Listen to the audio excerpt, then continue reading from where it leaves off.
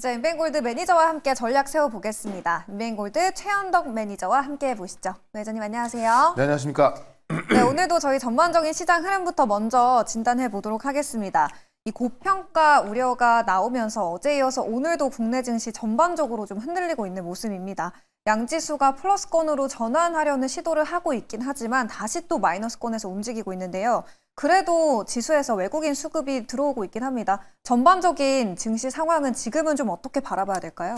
항상 시장이 올라오면 고평가 논란이 있습니다. 네. 특히나 지금 우리 코스피 같은 경우도 역사적 신고가를 기록하고 있고 다우, 나스닥 다 역사적 신고가를 기록하다 보니까는 지금 어떻게 보면은 경기 침체 때문에 금리 인하가 가는 상황에서 이 고평가 논란이 있는 거죠.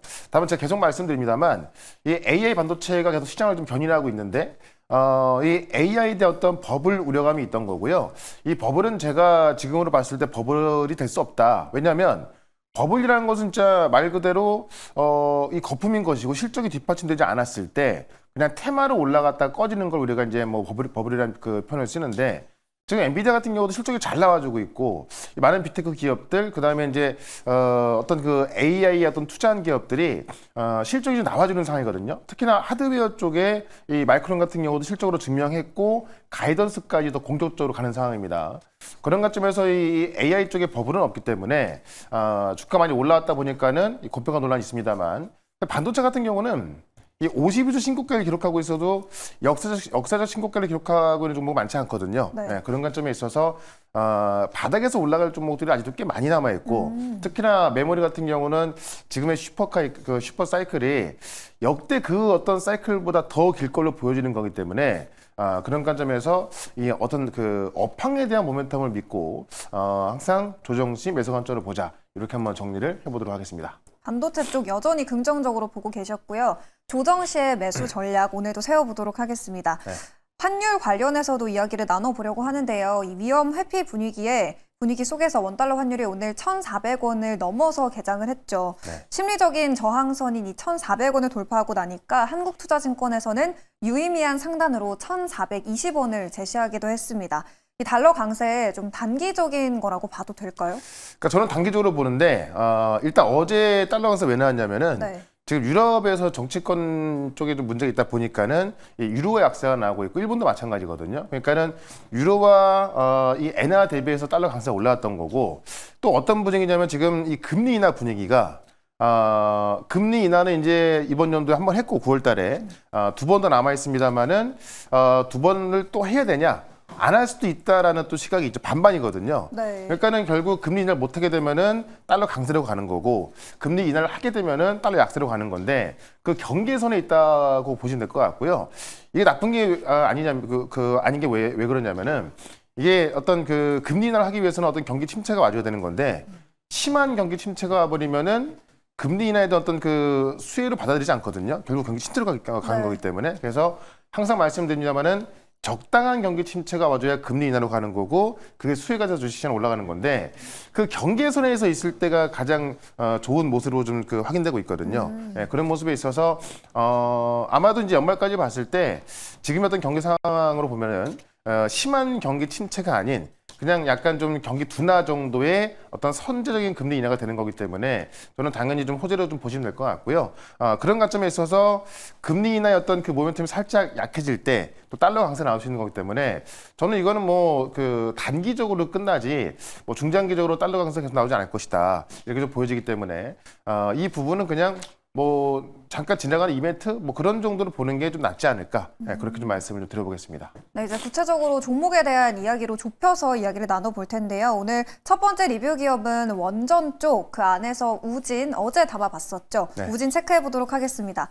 원전주가 오늘은 전반적으로 쉬어가는 가운데 우진은 그래도 상승이 나오고 있죠. 플러스권에서 움직이고 있습니다. 9월 24일에 매수를 했었고요. 하루 만에 13%의 수익을 기록하고 있네요. 그러니까 어제도 이제 급등 나왔다 그래서 이제 많이들 우려를 하셨는데 네. 어제도 올랐고 오늘도 아침에 급등이 나왔죠. 전반적으로 오늘 시장 보시면 원전에 약간 조정이 나와주고 있는데 제가 볼 땐 원전 조정이 좀 매수 기회다. 왜냐면 이제 우리가 다음 주면은 추석 연휴를 앞두고 있는데 네. 제가 오늘 준비한 종목도 원전이거든요.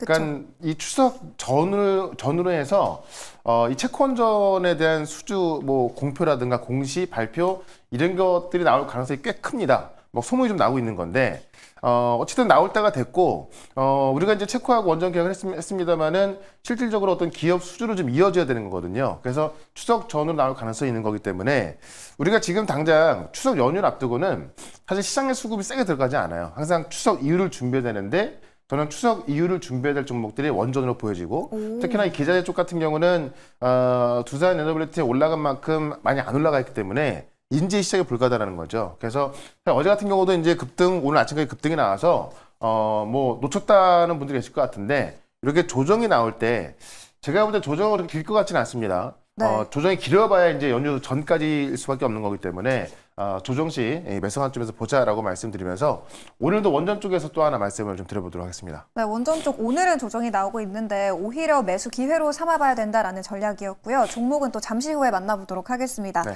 두 번째 리뷰 기업은 로봇 쪽 체크가 필요해 보입니다. 로봇주가 전반적으로 오늘 또다시 강한 반등이 나오고 있죠. 네. 삼현 그리고 레인보우 로보틱스 급등을 비롯해서 로봇주 전반적으로 강한데 저희가 협동로봇 또 대표 주자 중 하나인 두산 로보틱스를 편입을 했었죠. 네. 9월 15일에 담아봤었고요. 오늘장에서 3% 넘게 상승이 나오고 있습니다. 최고가 기준으로는 17%의 수익률. 두산 로보틱스는 지금 전략 어떻게 세워볼까요? 그러니까 지금 가장 무거웠던 그 로봇 종목들이 두산 로보틱스하고 레인보우인데 네. 자, 두산이 먼저 움직였고요. 지금 레인보우가 오늘 급등하고 있잖아요. 그러니까 이런 종목들이 움직이기 시작했다는 이야기는 결국 이 로봇 쪽도 이 빅사이클이 시작됐다라고 보시면 될 것 같고 제가 항상 강조합니다만은 이제 로봇은 양산이 되기 시작하기 때문에 아직 시작된 건 아닙니다만은 연말 다 계획하고 있거든요. 그래서 중국 쪽에서 양사에 들어가는 거기 때문에 양사에 들어간다는 얘기는 매출이 찍힌다는 이야기고 실적으로 바로 연결된다는 이야기입니다. 네. 그러니까는 거품일 리가 없겠죠. 네, 그런 관점에 있어서 두산과 레인보우가 움직일 때는 이건 분명한 신호다라고 말씀드리면서 두산이 한번 제가 그 밑에서 말씀드리고 나서 급등 이후에 약간 조정이 나왔던 건데 저는 지금 가격도 괜찮다 보여지거든요. 그래서 지금 로봇주 같은 경우는 우리가 알고 있던 우량주들이 바닥에서 이제 올라가고 있다. 지금도 매수 관점 보자 이렇게 정리를 해보겠습니다. 두산 로보틱스 지금도 매수 가능하다라는 전략이었고요. 로봇주 계속해서 눈여겨보시면 좋을 것 같습니다. 오늘 장에서 새롭게 들어가 볼 쪽 오늘도 어제에 이어서 원전을 가져와 주셨거든요. 네. 원전 투자 포인트 한번 체크해 주시죠. 일단 원전은 무조건 두산 에너빌리티고요. 네. 그래서 제가 오늘 제목은 뭐냐면 가는 건 당연한 거고 그러니까 두산 에너빌리티는 무조건 이제 뭐 매수를 하셔도 되겠습니다만은 나는 예를 들어서 우리가 반도체를 볼 때 최근에야 삼성전자와 하이닉스가 급등해서 다른 것보다 많이 올랐지만은 네. 보통 뭐 삼성전자 하이닉스보다는 그 밑단에 있는 소부장을 사잖아요. 그러니까 그쵸. 두산 에너빌리티 같은 경우도 지금 이번 연도만 거의 뭐 4배 이상 올랐기 때문에 제가 볼 때는 두산 에너빌리티 어떤 상승 폭보다도 이 기자재가 더 올라간다라는 거고 그렇기 때문에 이 두산 에너빌리티 관련이 있는 그런 부분을 보자라는 건데 일단 내년부터 SMR 수주가 본격화된다. 지금 SMR 관련해서 우리가 지금 이 한미협정을 맺었잖아요. 그래서 지금 지금 뉴스케일 파워하고 TVA가 이제 이 6기가와트 규모의 SMR 계획을 추진했고 또 엑스에너지하고 센트리카가 또 6기가와트. 그래서 6기가 총 2개 했는데 지금 이 뉴스케일 파워하고 엑스에너지에 이 용기를 공급할 수 있는 회사가 두산 에너빌리티, 거기에 테라파워까지 이제 이 기자재 공급 계약을 체결했기 때문에 네. 예를 들어서 미국에서 그 SMR 건설을 시작한다라고 한다면은 그냥 두산 에너빌리티에 기자재가 들어간다라고 좀 보시면 될 것 같아요. 그래서 지금 이런 기업들이 이제 2030년부터 운영을 순차적으로 할 계획이거든요. 그러면 5년 뒤부터 한다는 이야기이기 때문에 내년부터 이제 기자재 주문이 안 들어갈 수가 없다라는 거죠. 그러면 우리가 이 6기가 했을 때 총 12기가와트잖아요. 이 12기가와트 이제 그 SMR 계약이 진행된다면은 이 두산 에너비 같은 경우는 5년치의 일감을 확보한 겁니다. 그런 부분들 사실 지금 그 두산 에너빌리티 주가에 어느 정도 반영이 돼 있기 때문에 저는 두산 에너빌보다는 여기에 이제 같이 기자를 공급하는 그런 기업을 가자는 이야기고 그러니까 SMR은 하나의 업황으로 보시면 될 것 같고 네. 여기 이제 재료가 나올 수 있는 게 추석 전후에서 이 체코의 대형 원전 수주 가능성이 있다라는 건데 이 규모를 보게 되면 일단 지금 컨센이 한 3조 원대 수주를 할 거로 좀 알려져 있고 여기에 이제 EPC라고 해서 설계 조달 시공까지 해서 약 5조 원대 수주를 지금 시장에서 전망을 좀 하고 있습니다. 그래서 요것도 나올 수가 있고요. 네. 지금 미국으로 가스터빈 수주가 이제 연말부터 시작될 거로 보는데 최대 6대 정도로 추정하고 있고 이 가스터빈 한 대의 가격이 지금 뭐 급비라서 알 수는 없습니다만은 시장은 또 한 4천 원에서 5천억 추정하고 있고 그렇게 되면은 첫 스타트를 또 2조 원대 수주할 수 있거든요. 그러니까 가스터빈 시장은 지금 그 미국 시장이 거의 60%를 차지하고 있는 건데 여기에 그 세 개의 기업이 거의 독과점을 하고 있습니다. 근데 이 기업들이 지금 풀캐파가 거의 찼거나 찼다고 알려져 있기 때문에 남은 게 지금 두산 에너비트 수주가 들어오는 거거든요. 그래서 그게 이제 연말부터 올 수 있다고 보여지는 거기 때문에 사실 이 체코 대형 원전 수주부터 가스터빈 그다음에 SMR까지 본다고 한다면은 네. 사실 내년도에 매출이 급증할 거는 뭐 뻔한 이야기다라고 봤을 때 우리가 두산 에너빌리티를 놓치면 안 될 것 같고 네. 여기에 이제 기자재 공급하는 기업들이 아직까지 바닥에 있단 말이죠. 그래서 우리가 이 조선 기자재 급등했던 것처럼 그런 움직임이 나올 수 있기 때문에 좀 봐야 될 것 같고요. 네. 이제 어제 뭐 나왔던 그 뉴스긴 한데 아마존이 지금 창원 공장에 SMR 둘러봤잖아요. 그쵸. 그러니까 아마존이 이 엑스에너지에 이제 주문을 한 거고 여기다가 이제 그 엑스에너지가 이 두산 에너빌티에서 이 기자재 공급받는 건데 아마존이 직접 와가지고요 이 SMR 시제품을 직접 확인하고 또 두산이 부여한 이 풍력 증기 가스터빈까지 확인했다는 겁니다. 이 얘기는 결국 아마존도 그렇고 뭐 많은 그 빅테크 기업들이 데이터 센터를 만들면서 전력까지 동시에 확보하고 있는 건데 그 전력에 들어갈 수 있는 기자를 공급할 수 있는 게 두산 에너빌티이기 때문에 네. 아마존까지 와서 확인하고 있다는 이야기죠.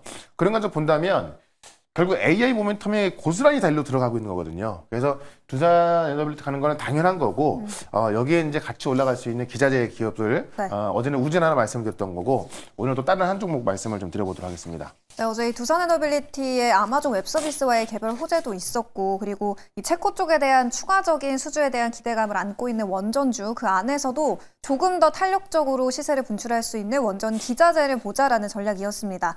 우진에 이어서 오늘장 또 새롭게 들어가 볼 종목도 만나보도록 하겠습니다. 네. 오늘의 트렌디한 탑픽 종목 바로 공개해 주시죠. 네.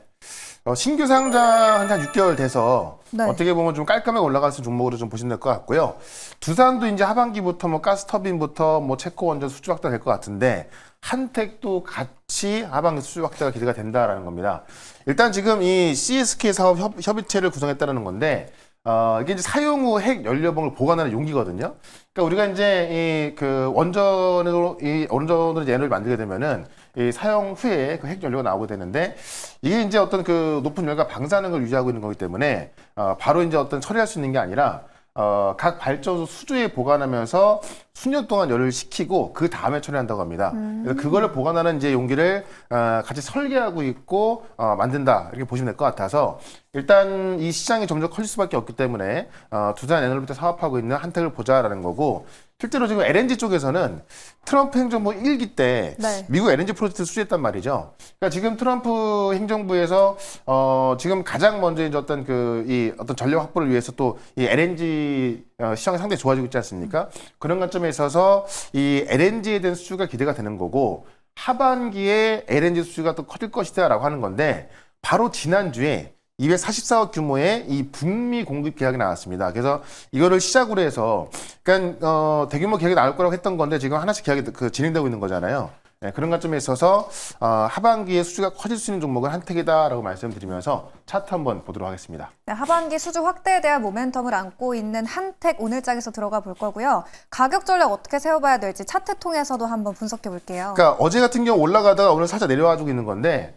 오늘 우진을 빼고는 대부분 원전 기자재 종목들이 아침에 좀 그 강세를 보여주다가 약간 약세로 내려와 있는데 저는 오히려 이럴 때가 매수 구간이다라고 말씀드리면서 네. 결국 추석 전후로 해서 급등할 가능성이 꽤 크기 때문에 지금 좀 내려와 있을 때 한번 접근해보자라고 말씀드리면서 일단 목표가는 55,000원, 손절가는 42,000원으로 말씀을 드리겠습니다. 네, 어제장에서 한택이 굉장히 강했죠. 오늘은 눌림이 나오고 있고 목표가는 55,000원, 손절 라인은 42,000원으로 제시해 주셨습니다. 매전이 계속해서 원전 쪽을 밀고 계신데 더 많은 또 기업에 대한 이야기 들어보고 싶으신 분들은 어디로 가면 될까요? 네, 어제 영상에 올려놨는데 네. 지금 반도체는 계속 봐야 되는 거고요. 로봇 같은 경우 제가 어제 다 말씀드렸죠. 다 급등이 나오고 있습니다. 제가 새롭게 추가한 곳이 지금 원전인데 원전은 어떻게 보면은 아직 올라갈 구간이 많이 남아있는 곳이기 때문에 이 원전에 대한 부분도 왜 갈 수밖에 없는가 좀 녹화해놨으니까 어제 영상 보시면 될 것 같고요. 유튜브에서 최현덕 검색하시고 어제 영상 보시면 되겠습니다. 네, 최현덕 매니저의 동영상 참고해 보시면 이제 반도체 로봇에 이어서 원전에 대한 인사이트까지 확인해 보실 수 있습니다. 저희는 내일도 트렌디한 섹터 그리고 종목과 함께 돌아오도록 하겠습니다. 오늘 말씀 고맙습니다. 네, 고맙습니다.